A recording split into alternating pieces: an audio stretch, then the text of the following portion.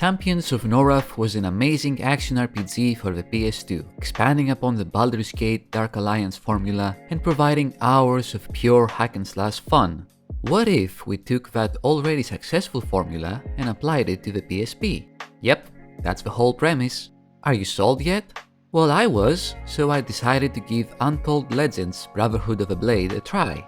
Surprisingly, this was a launch title for the beloved handheld system, developed and published in 2005 by Sony Online Entertainment themselves. So why isn't this game as fondly remembered as its PS2 predecessors?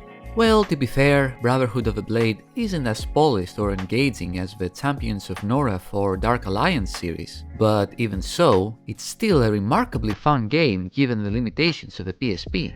Let's dive deeper, shall we? My OCD contractually obligates me to talk about the game story, so let's get on with it. You have to save the world from an ancient evil force. Alright, fine, I'll elaborate a bit more. The Festival of the Crown, a celebration for the founding of the city of Aven, marks Kaylee as its honored priestess. After the completion of the ceremony, the Tournament of the Guardian begins, with our character passing all the trials successfully.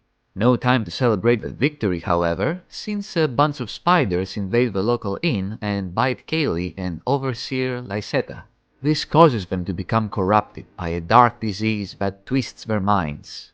Your job is to save them and the city of Aven by fending off every threat and malevolent being that wishes to besiege the city, since everyone else is too busy standing completely still, barking orders at you.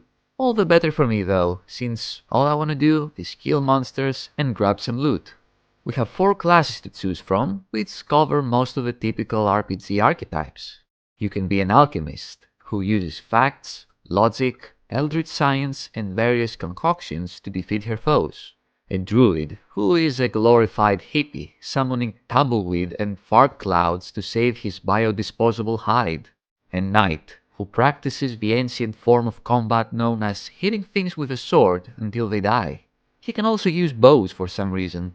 And finally, a berserker, who is that quirky scene girl you met back in college. She studies psychology and fine arts and can explode into a bloody rage at the slightest provocation. Not your typical roster of RPG classes, but it keeps things somewhat fresh, doesn't it? After selecting your character, you have some very basic customization you can do, and of course, attribute points to allocate. The stats here are exactly what you would expect from your typical ARPG. Strength increases your melee damage and carrying weight, which is annoying if you're a magic user. Intelligence increases your mana, which this game calls power for some reason.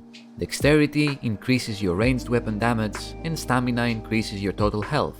After finishing up your character, the game throws you into the action straight away. No intro cutscenes, no nothing. You're immediately attacked by oversized spiders, which I guess is slightly better than oversized rats. So, let's see what the combat is like. Brotherhood of the Blade tries really hard to emulate Champions of Norrath, and you can tell from pretty much everything. The way the inventory and its navigation look, the way the skill tree works, even the way your character swings their weapon, all straight up copied from Snowblind's masterpiece. I'm alright with that, as long as the gameplay itself is good and functional, which for the most part it is. You have your standard combo, a basic block move, you can switch weapons on the fly, and use abilities from your spell wheel to deal with dangerous situations. I found the speed of your basic attacks to be slower than expected, especially the two-handed weapons, which take ages to land a single attack. I mostly avoided them for that reason.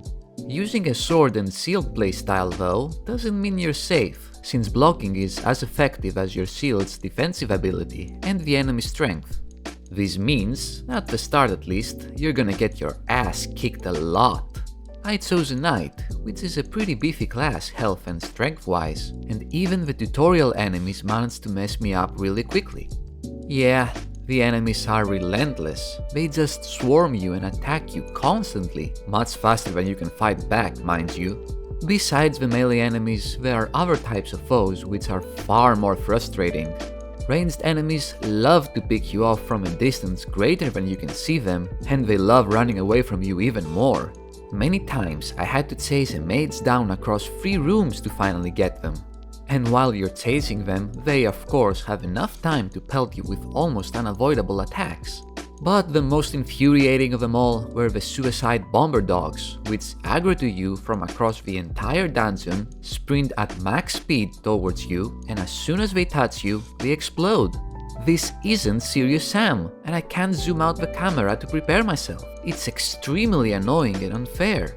Melee builds have it rough, especially if you haven't invested in a good area of effect ability. But I have gone long enough about my frustrations with the game. Let's talk about some positives. The graphics are great, and I love the game's overall art style. It's a nice blend of medieval and high fantasy elements with a slightly cartoonish look. The weapons look kind of goofy, but what can you do? I also like the game's combat, which, despite being a bit slow, is intuitive and gratifying, making you feel the weight of your attacks, which made killing my enemies all the more enjoyable. But besides slaying giant trees and boarmen, you can complete various side quests given to you by the town's NPCs, sell and buy stuff, and enchant your weapon and armor with various elemental or stat runes that you find on your travels to enhance your attributes and add extra effects to your weapon's attacks. Rewarding exploration. Speaking of exploration, after the tutorial, the game opens up into various hub-like areas that have different dungeons you can explore for story progression, or just for fun, which I really enjoyed. And did I mention this game has multiplayer? Yeah, you can join or host your own session, and it's pretty great. I couldn't test it myself because I obviously have no friends, but from videos I have seen, it works fairly well. Okay, I think that's enough with the positives. Let's go back to talking shit about the game. First of all, you control the camera with a D-pad. I cannot stress enough how much I hate using the D-pad for camera control, so I won't even bother. The minimap is also trash, since it never shows you your objective or quest giver until you have already reached them. You also have to enlarge the map to be able to tell where each different door leads to, which is annoying, especially since the map is not very transparent. Things get even more annoying with how the story itself progresses. A few sentences before I praised the game's open-world nature, but it is also one of its great weaknesses. Every quest follows the same formula. Go to hub area, find the specific dungeon, defeat its boss, teleport back to town. It's painful having to search the area every time for that damn dungeon while you're constantly surrounded by enemies. The minimap is just too small. And to be honest, even the dungeons themselves aren't very fun to explore. Just look at them. It's the same room over and over and over, with the same enemies over and over and over. Does this look like organic and thought out level design to you? Because to me, it looks like the product of the basic, hastily written, procedural dungeon generation algorithm. You don't lose anything significant if you speedrun the dungeons either, since gear variety is very limited. So much so that side quests or even main quests can reward you with the same unique tier items. Ridiculous! What about your abilities? They are fairly standard for the most part, but enhancing them to something useful takes too long, and some of them are really stinky. Increased experience gain for me and my allies? Seriously? And even though I mentioned it before, the enemies are so damn frustrating, especially some of the mini-bosses. How can we make our enemy encounter more challenging? I know, just have them do an unavoidable attack that stuns a player for a few seconds.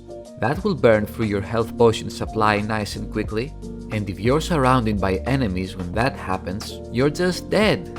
Ranged playstyle enjoyers might have more fun with this game than me, but if you do choose a melee class, my advice would be get a good AoE spell and buy as many health potions as you can.